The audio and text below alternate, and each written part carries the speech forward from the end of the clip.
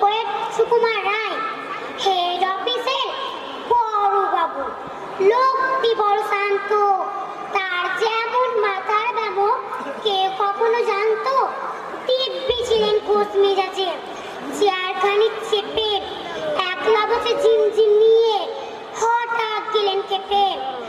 আটকে উঠে হাত পা ছুড়ে চোখটি করে গোল, হঠাৎ বলেন গেলুম গেলুম, আমায় ধরে তোল। তাই শুনে কেউ বদ্যি ডাকে, কেউ ভাগে পুলিশ, কেউ বলে কামড়ে দেবে, সাবধানে কে পুলিশ। ব্যস্ত সবাই এদিক ওদিক করছে ঘোরাঘুরি, বাবু আগে উড়ে আমার গোপ গিয়েছে চুরি। গোপ হারানো আজব কথা, তাও কি হয় সত্যি? গোপ জোড়া তো তেমনি আছে, কমেনি এক প্রতি।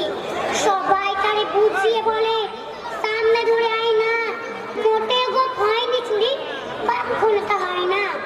রেগে আগুন তেলে আগুন, তেলে বলেন তিনি, কারো কথা ধার ধারি নেই, সব ঘাটে চিনি।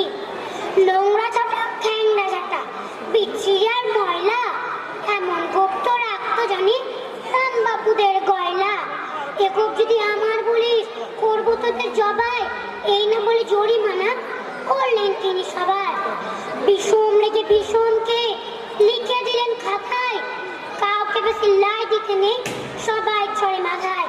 অফিসের বাঁদর গুলো মাথায় খালি গোবর, গোপ জোড়া যে কোথায় গেল কেউ রাখে না খবর। ইচ্ছে করে এই ব্যাপারে গোপ ধরে খুব নাচি, বক্ষগুলো মুন্ড ধরে কোদাল দিয়ে চাচি।